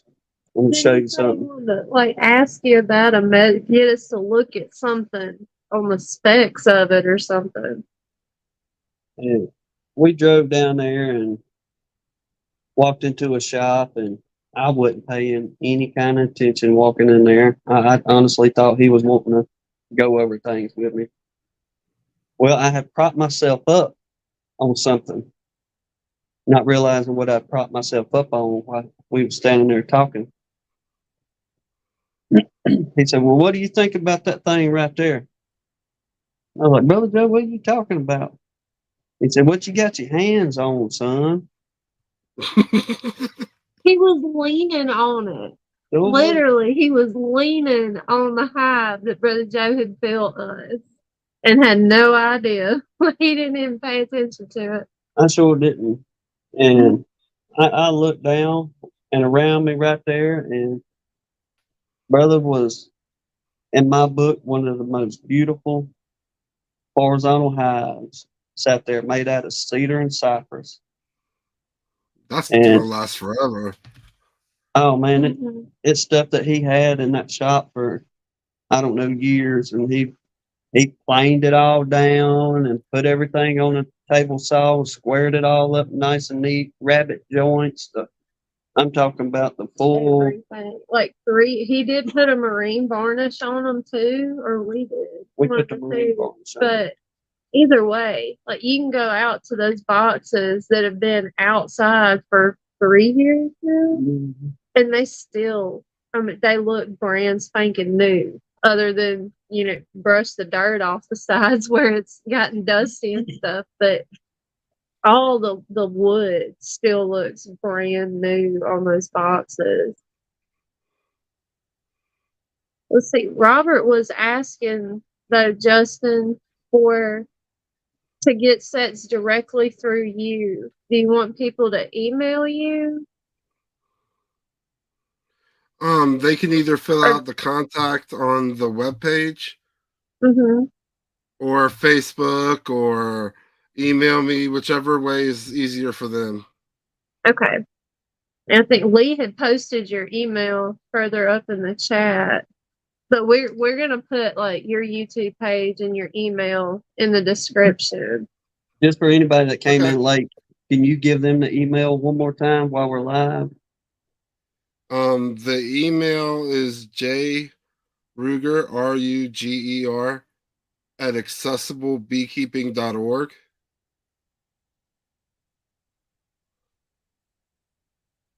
I'm gonna go on and post it again. And And just then the email. website is www.accessiblebeekeeping.org. So either one of those, they can get in direct contact with you. Yes. Awesome. Awesome. Thank y'all again, everybody, for your support going in and helping Yes, Justin thank on you that. so much.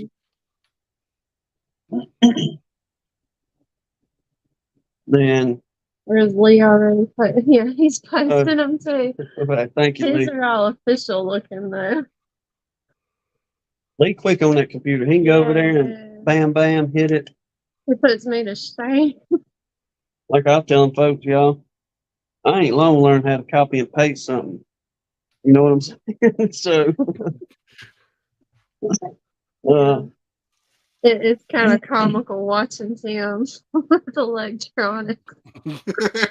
It really is. It's a good show sometimes. I'm constantly I'll just sit over here and keep my mouth shut until he starts fuming. Look, how does anybody even run this stuff? You know, you I can't feel get nothing to work. furious. But it's just Oh, I wanted to say I loved your opening.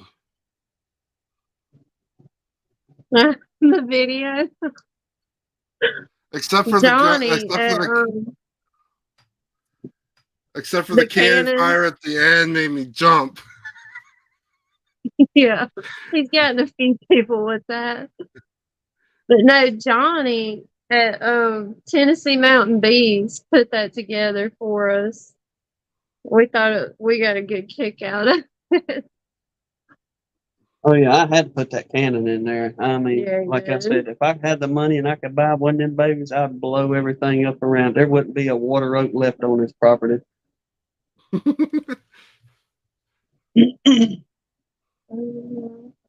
What is it, too? I was reading Dan Weaver's comment. He said, my neighbor tells me I got bees under my front porch slab. They must be yours. One quick look and I sprayed those yellow jackets with some black fly. So it wasn't honeybees under their porch, it was yellow jackets. Ooh, man, it's jokers, man. I got in some at one of the church houses where some of them out of town preachers come in, and we got a little old place they can stay over there. But them German yellow jackets had gotten up into one of the walls and eaves on the place, and I went bebopping over there like a strutting banny that's been beekeeping for however long and telling them, yeah, I'll get them babies out of there. Don't y'all worry. I ain't no more got that mess out of my mouth, and here they come. They did not like that. And them yellow jackets tore my tail up out there. He come home looking like he'd been in a fight somewhere. Who did? I was like, it's a mission now. They got to go. It set him off. But yes, sir, them yellow jackets tear your butt up too. And they just keep on stinging. That's awesome. Justin Darren from a Pennsylvania beekeeper said he's going to be sending a donation too. Oh wow, thank you so much. Maybe everybody will share, and several people said they went and subbed to your channel. So maybe this will kind of help you to spread the word about what you're trying to do. Well, I was always told that every gift you should take advantage of. Mm-hmm. Yes, sir. Or every opportunity. There you go. Yeah, there you go. Take it and run with it, especially if it's a good one. And the best thing too, I really appreciate you guys having me. No, we're glad you came on, man. We're really glad you did this. Yeah, hopefully we can meet you in person one day. Lord willing, we trying to make it work. Maybe we can get up to the conference, the Kentucky conference up there. But we'll take it up with Lee and start the Southeastern Beekeepers Conference. There you go. Yeah, we'll start our own down here and get you to come holler at it. Absolutely. Look, I know one man that can do some speaking. Yeah. You'll be our sole speaker, Justin. We can make it fun, man. Without no buttons to push either. Yeah. Lord knows that would make things so helpful. But yeah. It's a shame there's not a mite to wipe out them yellow jackets. Ain't that true? I don't know of anything that really gets on them yellow jackets and kills them in the nature world. Darren, the Pennsylvania beekeeper, says, see you, Justin, at the Kentucky Pride Bee Expo. So Yeah. So, sound like there's gonna be some folks coming up to you and shaking your hand. oh my gosh. Bob said we could hold it on the redneck Riviera. Hey, we found one. Hey, look, here's a real question though, Justin. Shane Ziggy's Bees said, with the help of technology, where would you like to see your beekeeping going in the future?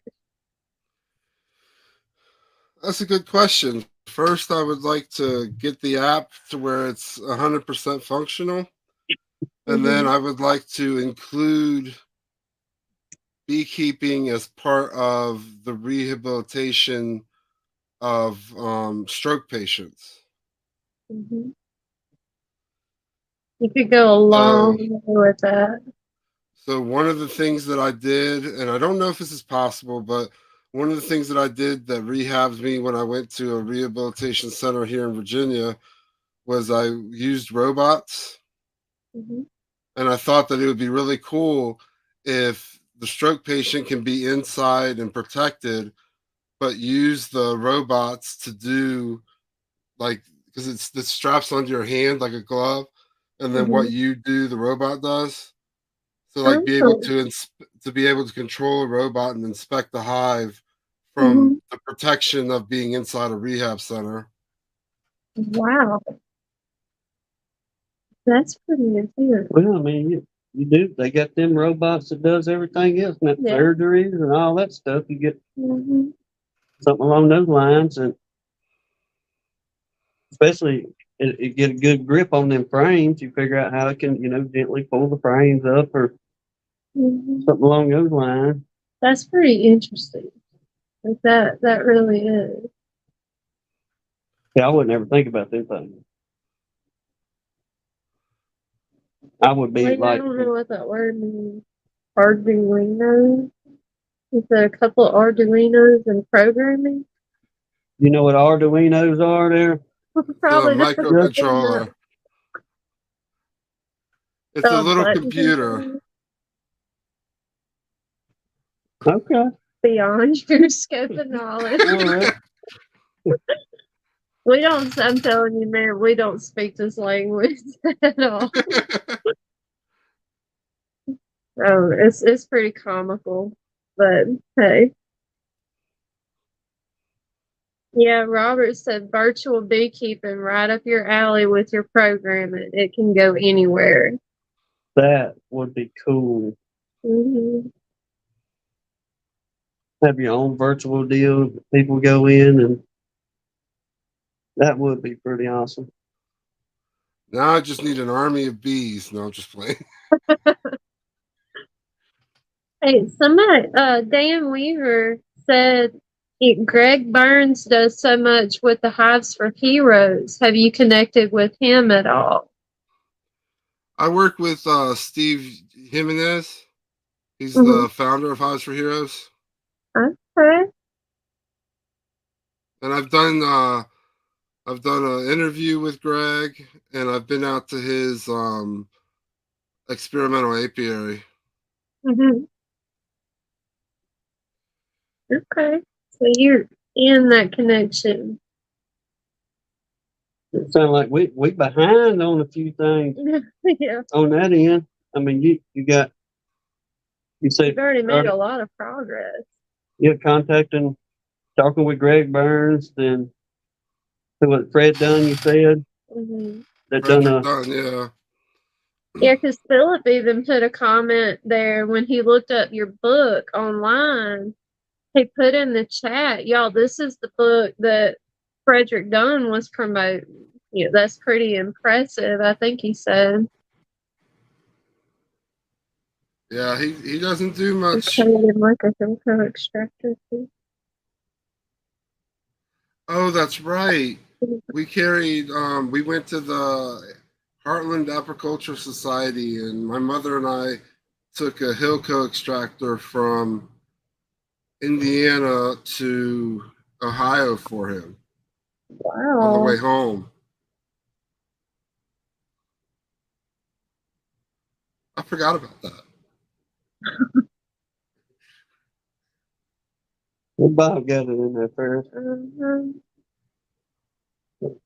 Well, Bob, I hope your channel takes off on everything, man. And We're definitely gonna keep up with you and all your progress. absolutely. And Bob said I keep up with everyone. yeah, Yeah. So, well, yeah, I mean, he did have old Frank just showed up on him the other day. Seen come out, talk to him a few minutes on the telephone. They was running the roads. Bob's constantly talking to somebody though. Like he said, he does keep up with everybody. He's like the most social person I know, besides my husband, that will talk to everybody. I'm just interested in folks. What you doing? No, I mean, I'm I'm not saying in it your like it's a business, but bad thing, but you will talk to he will talk to anybody. It doesn't matter if he's never laid eyes on you before. If you give him any kind of opening into a conversation about almost anything, he'll talk to you. Like, no problem. I have to tell him all the time when we're stopping for him to supposedly make a quick run in a store real quick.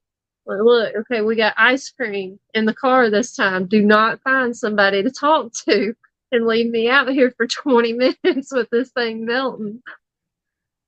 Are you one of the people that take saying goodbye 5 times before you actually leave a function? No yeah, problem. Like that's a conservative estimate, literally. Usually I don't make any move toward getting in the truck until he has the keys out and the driver door open. Then I'll get in the vehicle. And a lot of times he's gonna end up talking to at least 2 people through the window before we actually leave wherever we're at. crank it up, turn the air on. We'll finish our conversation real quick. But y'all, I got to go. Yeah. But then it drags out into something else most Yeah. of the time. He'll say the phrase, I'm going to tell you this, and then I'll go at least a half a dozen times before that conversation is even close to ending. But I meet a lot of wonderful people. Tim Weaver said it's good to be an unelected mayor, Tim. Yes, sir. He is. I've joked with him, I don't know how many times, about being the mayor of Georgetown. Because Georgetown's not even big enough to qualify as an actual town, much less something that would need any kind of political figure in it. Yeah, so I'll run for mayor. Don't y'all worry. I'll keep our community just right. Or he would too. No problem. He'd be the most plugged into the community mayor ever in the history of this country. This is an easy win, man. Oh yeah, right on in there, y'all. I know the people. I'm pretty sure I'd have their support. No, And well, I mean, everybody's got your naysayers, so I ain't studying them. you don't have any of those. Not that I know of, anyway. But Yeah, all 8 people. These. every one of them. Yeah. Yeah. Hey, small town life's good though, for the most part. So, where's your next trip to, Justin? As far as conferences and stuff, I know we had mentioned some earlier, but Williamsburg, Virginia. Williamsburg, Virginia. What day's that going to be on, and where are you going to be? November 4th through 5th. Okay. For the Virginia State Beekeepers Association. Okay. Any of y'all folks up that way, go holler at him. Go check out them other conferences as well. We don't have, there's not many. We went through this on a few other lives, and there ain't hardly a thing down here as far as bee supplies, or there isn't many conferences that I know of are down here on the actual Gulf Coast area. There's one on September. Isn't that like the state conference or something? I've heard Lisa and Grayson talk about it. There's the one in it's Slidell, called. Louisiana in In, September. Yeah. in Slidell. Yeah. Okay. Okay. Well, that ain't too far from us. Slidell, we probably So you may I don't know, want 3.5 hours, I guess, something like that, maybe. to- You can get that early traffic. Get past all that morning rush on I-10. Yeah.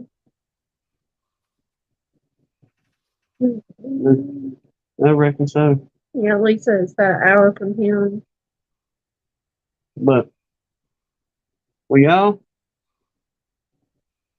I guess we're gonna wrap it up here on our end. Unless anybody else got any questions, somebody wants to pull the typical come in at the last minute there. It'd be okay. That's fine too. Like I say, it has been very much enjoyable on our end, Yeah. Justin, having you, brother. We're really, really grateful you came on. We had It a was good time. fantastic. Oh, it was fantastic. Okay. Yeah. Like I say, now to follow up on Justin, we had got in touch with Mr. Ricky Rourke there with Horizontal Bees. And Ricky has been gracious enough himself to come on next Sunday and talk about his participation and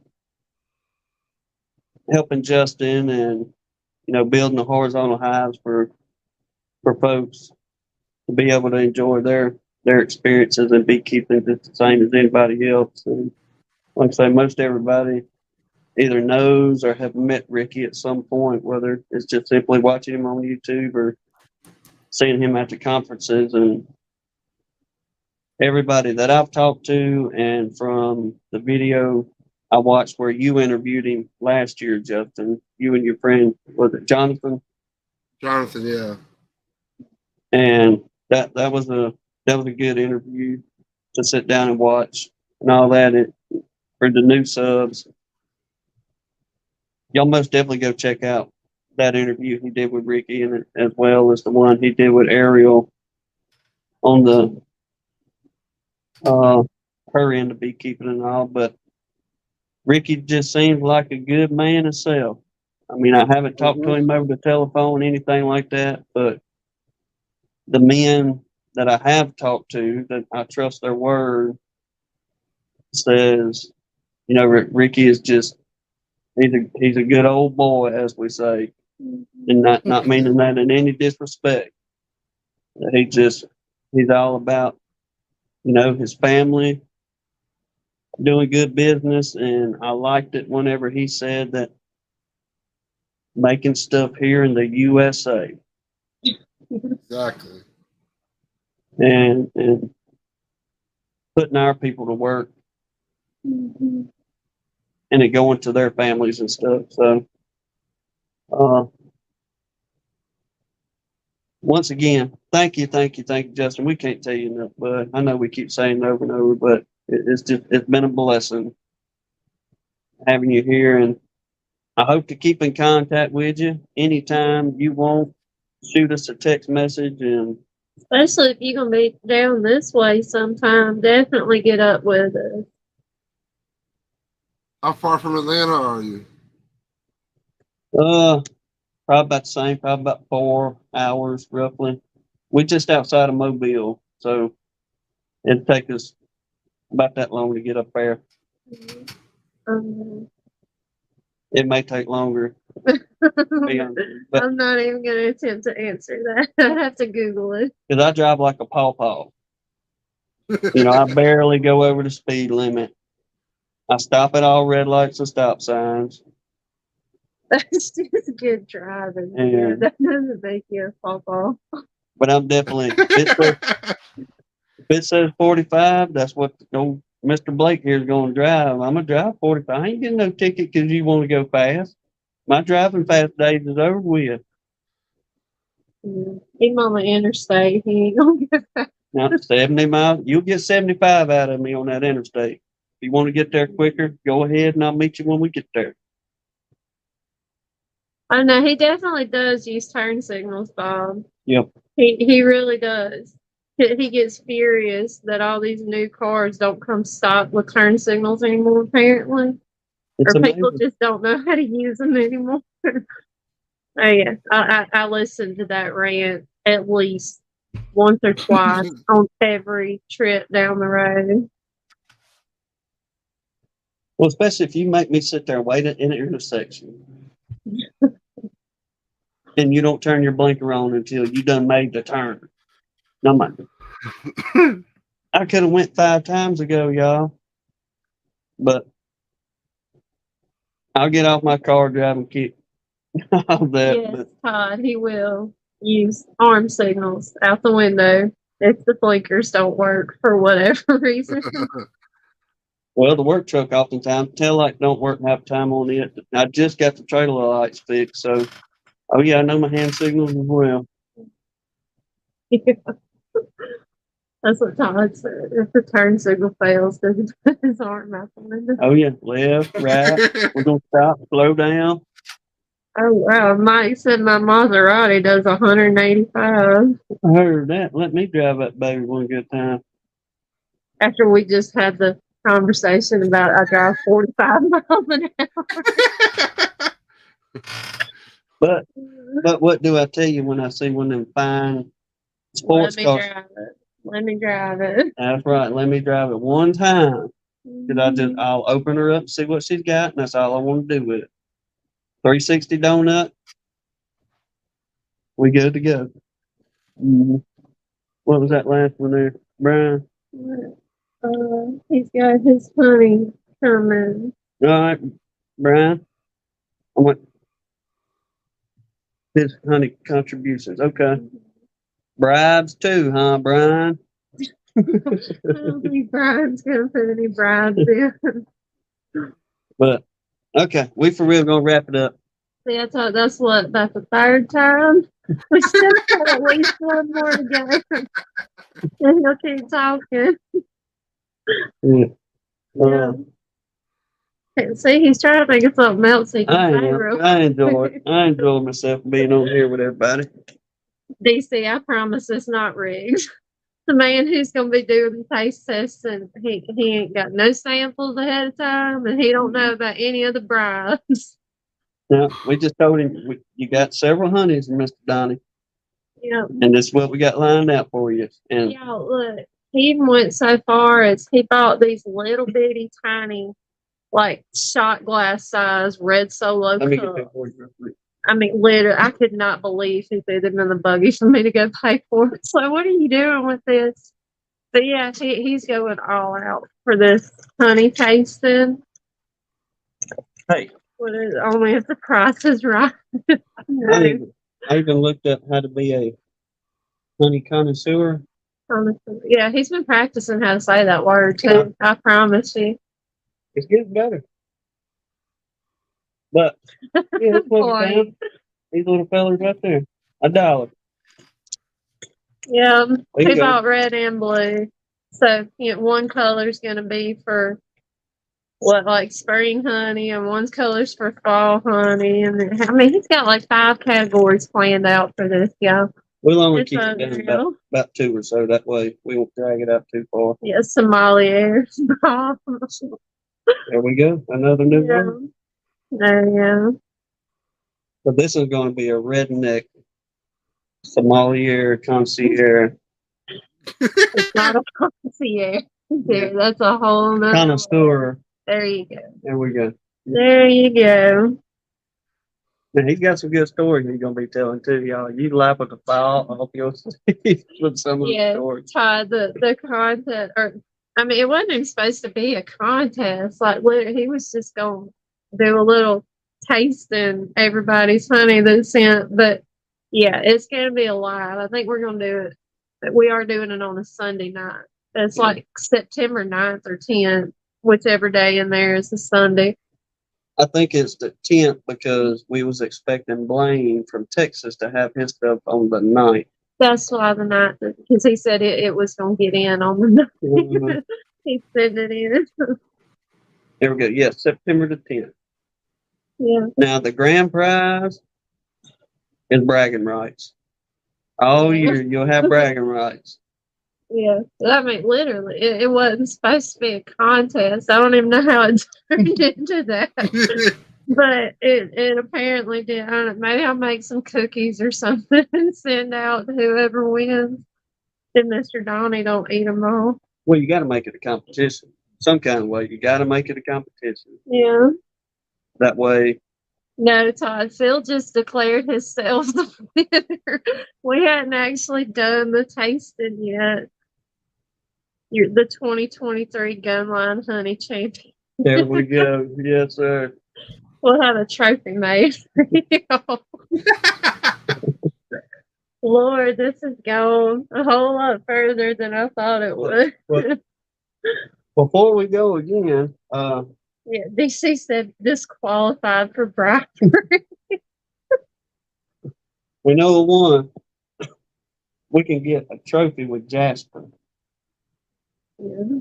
You can have a Jasper trophy with a little jar of honey right there. Yeah. Lisa, Mr. Ed, and Mike Berry might be coming to his place on the 9th. Well, now, that's right. Lee's got a good live coming up.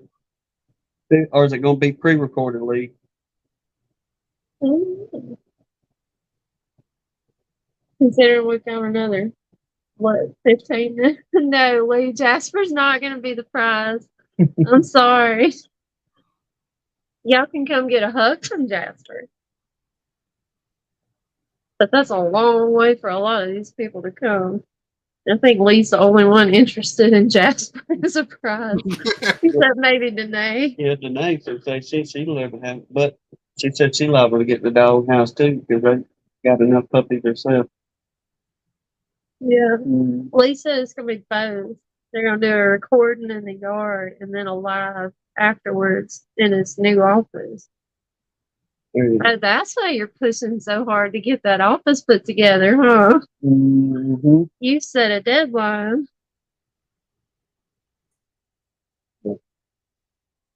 Cotton candy, honey. Cotton candy honey. I'm trying to figure out where that came from. Minnesota Mike. I know, but I'm trying to read what was leading up to that. Lisa said, Weaves Bees is the clear winner. Who wants cotton honey? That's where that came from. Maybe cotton candy honey. Okay, let the man go. Yes. All right, Justin. We're going to let you go for real this time, Bubba. Like I said, keep in touch with us. Please keep in touch with us, and we'll do the same for you. And like I said earlier, as soon as we get wrapped up on this job, we will be sending that donation out there to you. And you put it to use in whatever you got to do in your mission and helping folks here in the beekeeping world, especially helping folks with the PTSDs or any type of physical disabilities going on. Yeah.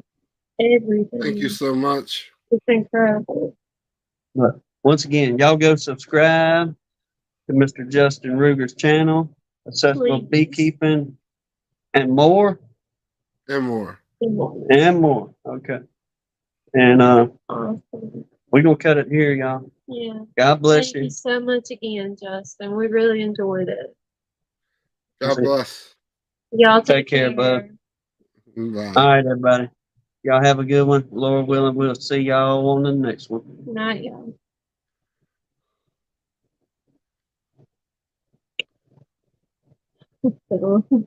He just came back in. Said I had to leave for a while, but my ears were burning.